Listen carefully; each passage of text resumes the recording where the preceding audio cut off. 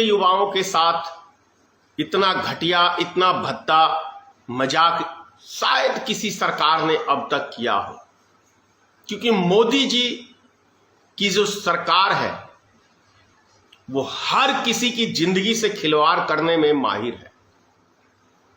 माहिर इस प्रकार है, अभी आपने देखा अग्निपथ, क्या टाइटल दिया है, फिल्मी अंदाज, फिल्मी नाम, अग्निपथ।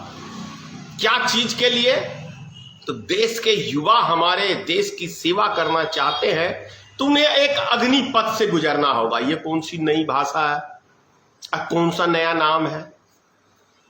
देश के वीर जवान, भारतीय सेना हर दिन वो अग्नि परीक्षा बॉर्डर के ऊपर देते हैं। हर दिन 135 करोड़ जनता के लिए हर दिन वो अग्नि परीक्षा देते हैं। लेकिन आपने हमारे देश के जवानों के क्या दिया? 4 साल की नौकरी, 20 साल से यानी 25-26 साल की उम्र में रिटायर, और जब उसकी शादी का टाइम आए तब मियां बीबी कटोरा लेके रोड पे बैठ के भीख मांगे। क्या करेंगे? जिसको एक बार बॉर्डर पे उसने अपनी 4 साल जिंदगी के दे दिए, उसके बाद वो क्या करेगा? वो अपने बाल बच्चों का भविष्य क्या तलाशेगा? इससे बड़ा मजाक आप लोग ने कभी देखा है? 20 साल की नौकरी, 16 साल की नौकरी, 12 साल की नौकरी तो समझ में आई, लेकिन 4 साल की सरकारी नौकरी आपको समझ में आ रही है? और 4 साल में कौन सा अनुभव प्राप्त करेंगे सेना में जाके हमारे देश के जवान? जब तक वो समझेंगे तब तक रिटायर हो जाएंगे। यानी कि इस देश को ही अग्नि परीक्षा में झोंकने का काम सीमा को मोदी सरकार लगा रही है।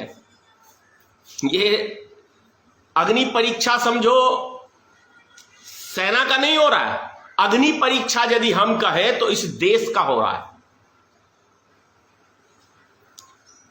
लोगों का ध्यान भटकाने के लिए जब भी मोदी कोई गलत कदम उठाता है, मतलब कोई गलत कदम और उसका विरोध देश में या अंतर्राष्ट्रीय स्तर पर होने लगता है, तो तुरंत से मोदी जी एक नया चीज नुक्ता छोड़ देते हैं ताकि सब पब्लिक का ध्यान उधर आकर्षित हो जाए। अभी वो नुकुल शर्मा का तो आप लोग को याद ही है, भारतीय जनता पार्टी ने 2 प्रवक्ताओं को सस्पेंड किया। क्यों किया?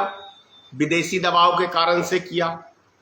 और देखिए दिमाग समझने की जरूरत है।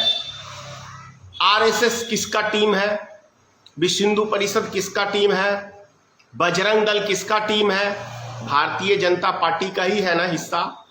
अब इन्हीं के कार्यकर्ता रोड पे उतरते हैं समर्थन में, और इनकी ही सरकार अपने ही प्रवक्ता को गेट आउट करती है।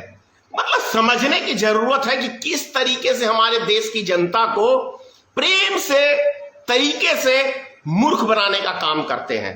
और जब उससे भी मामला नहीं सुलझा तो 4-5 दिन से 8 साल से कांग्रेस पे ध्यान नहीं हुआ ईडी का, क्योंकि उस टाइम के मुद्दे चुनाव के कुछ और थे।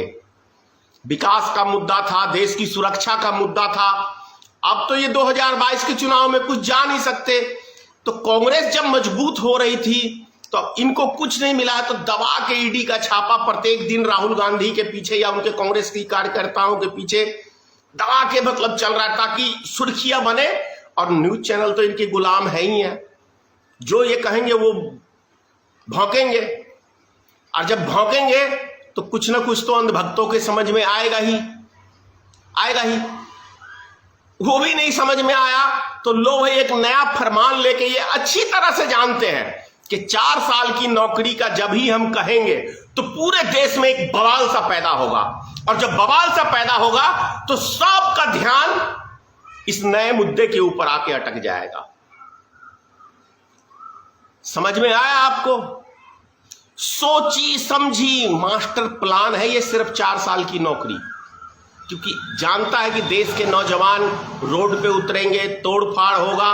अभी मैं देखा हूं छपरा में शायद ट्रेन में आग लगाया गया है, फेसबुक पे ही देखा हूं। तो समझने की जरूरत है कि युवा हमारे देश की आन बान शान है। अब इन युवाओं को इन्होंने किस तरीके से मूर्ख बनाने का काम किया, हमारे देश के एक एक युवा समझ लें। आपको याद है ना 8-9 साल पहले जब मोदी जी आए थे, हम प्रत्येक साल 2 करोड़ नौजवान को रोजगार देंगे। बाद में इन्होंने क्या कहा, पकौड़े तलना भी एक रोजगार है, लेकिन हम अतिक्रमण भी हटाएंगे, अतिक्रमण नहीं होने देंगे किसी जगह का। तो पकौड़े क्या इनके मैं क्या कहूं, मैं फिर मेरे मुंह से यार गाली निकलती है तो ये अंधभक्त बोलते हैं गाली देता है। पकौड़े कहां, इनके माथे पे जाके तलेगा इन नेताओं के, और खाएगा कौन, इन नेताओं का बाप खाएगा। कहां पे ये पकौड़े तलने का भी धंधा करेंगे, ये भी तो बता दें। पूरे देश में अभी अतिक्रमण के नाम पे हिंदू मुस्लिम पे हो रहा है, तो किस जगह पे बैठेंगे ये युवा, किस जगह पे रोजगार तलाशेंगे, ये मुद्दा है।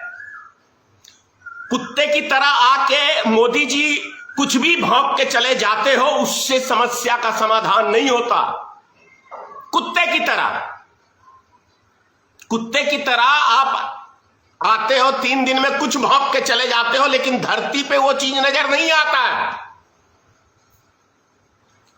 तो ये देश के हमारे नौजवान क्या करेंगे? आप ही का भाषण दिया हुआ है ना कि 60% हमारे युवा हैं, हमारे देश की शक्ति है। इन शक्ति को पेट भरने के लिए क्या करना पड़ेगा मोदी जी, ये तो बताओ। 4 साल की नौकरी, कितने 1 लाख नौकरी खाली है। 60% यानी कि 70-80 करोड़ जनसंख्या में 1 लाख नौकरी दोगे, उसमें भी अरबों रुपया आप उनसे फॉर्म जमा में असूलोगे। तो ये हमारे देश के युवाओं के साथ यदि भद्दा घटिया कोई मजाक करने का काम किया है, तो ये हमारे महान यशस्वी भवा, तेजस्वी भवा, फेंकू भवा, जुमलेबाज भवा प्रधानमंत्री जी ने महान कार्य किया है। हमारे देश के महान प्रधानमंत्री, विश्व गुरु, विश्व विजेता, यही चलता है ना। गोदी मीडिया यही प्रचार करती है, और आपके अंधभक्त और ये क्या कहते हैं गोदी मीडिया और आपके नेता, चाटुकार नेता, जिनको इस देश से प्रेम नहीं है, सबको इस देश की गद्दी से प्रेम है। हमारे देशवासियों से प्रेम नहीं है, हमारे देश के नागरिक से प्रेम नहीं है। उनका जीवन कैसे कटेगा इससे इनको कोई वास्ता नहीं है। और सबसे बड़ी बात, एक बहुत पुरानी कहावत है, जैसी जिसकी संगति होती है ना, वैसा आदमी का विचार बन जाता है। देश के गृह मंत्री, रक्षा मंत्री राजनाथ सिंह जी एक विद्वान नेता है, एक सुलझे हुए नेता है, लेकिन गलत जगह पे जाके राजनाथ सिंह जैसे नेता जब फंस गए तो उनके मुख से भी देखो कैसा कैसा बयान निकलता है।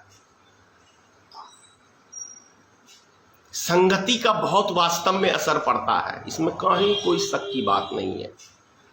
दारूबाज दारू वाले के पास बैठेगा तो वही आदी बनेगा, स्मैकिया के पास बैठेगा तो वही आदी बनेगा, साधु संत साधुओं के पास बैठेगा तो वहां पे वो साधु संत की बात करेगा।